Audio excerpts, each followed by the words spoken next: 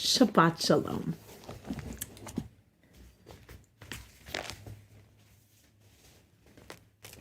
So much to behold in this Parsha. And one of my favorite moments appears in this Torah portion, and I hope you like it too. There's so much bigness and noise and long sentences in this section of Torah, and beautiful melody and soaring rhetoric, glorious poetry, and it's so Moses and God and Pharaoh centered. And that's wonderful because those iconic figures are very much the center of Israel's birth narrative. But then there's that little moment. Is it a crumb? Is it a bone?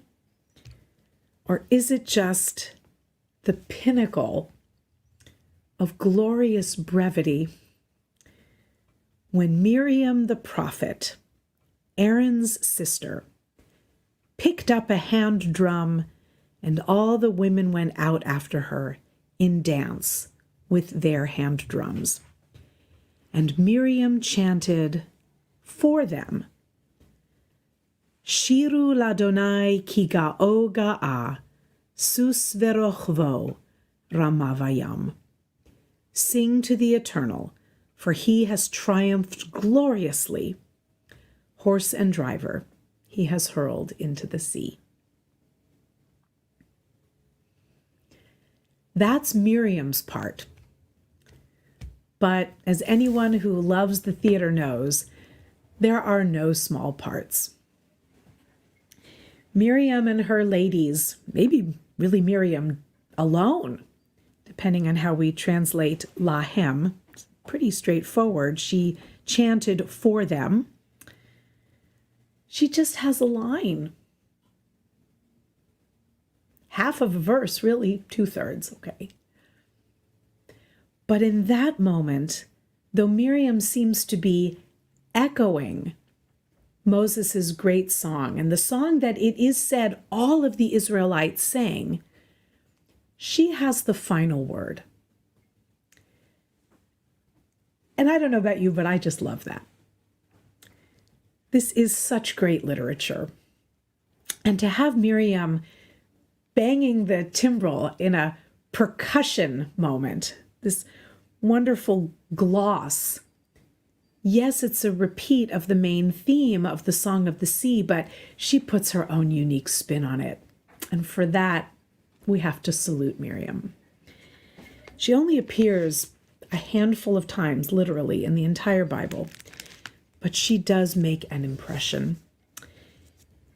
And Moses, in his way, the way that the stories are told, is channeling his older sister's example in a wonderful way with just the repetition of one word. And in effect, he will ultimately give Miriam the last spotlight as the waters have closed and the song comes to an end. How does this happen? So I want to acknowledge Rabbi David Foreman, a wonderful community called Aleph Beta, who pointed out the similarity in word from earlier in the book of Exodus to where the Israelites arrive at the shore of the sea. It's one word, but that's been the privilege of the Bible exegetes for thousands of years, to even take a word, a letter, even a dot or a vowel, and blossom it into something wonderful. We meet Miriam, although she's not named, but we very much assume that it is Miriam. Back in Exodus chapter 2, when we learn that a certain member of the house of Levi went and married a woman of Levi. The woman conceived and bore a son. And when she saw how good he was, how beautiful he was, echoing the language of Genesis, actually, she hid him for 3 months. When she could hide him no longer, she got a wicker basket for him and caulked it with bitumen and pitch. She put the child into it and placed it among the reeds by the banks of the Nile. And verse 4 of chapter 2, Vatei tatzav achoto merachok l'de'ah ma ye'aseh lo. And his sister stood a little bit afar to learn or to know, or a little rearranging of the letters, to witness. Not quite sure how to translate l'de'ah. Here it's translated in my version today as to learn what would happen to him. Miriam stands. Vatei tatzav. She stands. She stands by in the best possible way to look, to see, to learn, to witness what will happen to this little baby facing potentially a watery grave. Pharaoh's daughter comes down, and in an extraordinary moment of salvation, baby Moses, of course, is pulled from the water, and the story continues.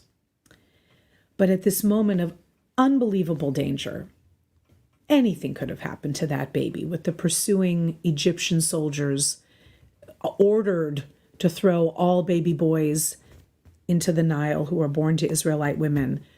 What a risk that they took to put him in a basket in the Nile to go into the water and stand and see what happens. Fast forward to today's Parsha. It's actually right before the official reading began today. Here again, now not just the boys, but all the girls too, are standing in a body of water facing certain death.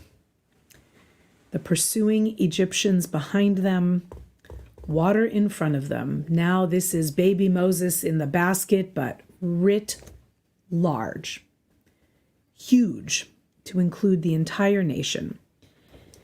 And now, whether he is aware of it or not, Moses follows the example of his older sister. And he tells them, Al tira'u, do not be afraid. Hit yatzvu, stand and witness the salvation of the Lord. Asher ya'aseh lachem hayom. What will happen today? Moses follows his sister's playbook. And of course, he could not have known. He doesn't know this narrative the way it will come down to us millennia later. But these words can fly by so quickly, and we can make of them what we want. But I really loved this teaching, that Moses tells the people, stand by, look and see what will happen. It sounds a little bit passive to stand and wait and see, but it's a very important activity that we probably would all do well to do a little more of.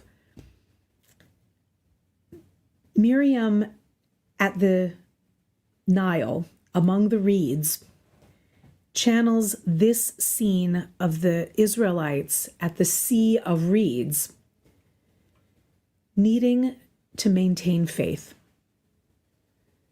not to run and hide, not to give up to the pursuing forces, but to stand up, bear witness, and see what will happen.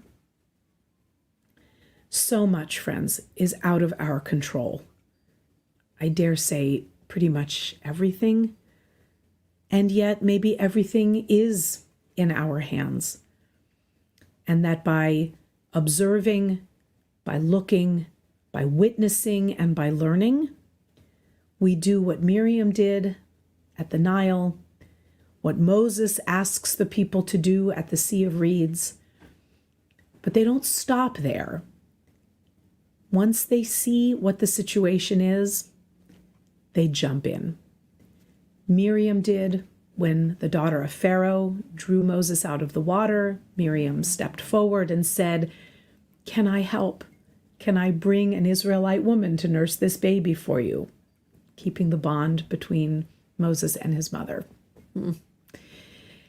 And at the Sea of Reeds, though it is God absolutely acting to part the waters, wasn't quite enough for the rabbis, and they needed to add into the story a very important person, Nachshon ben Aminadav, who is named in the Torah, not as the person who went in the water up to his neck, but he is Aaron's brother-in-law.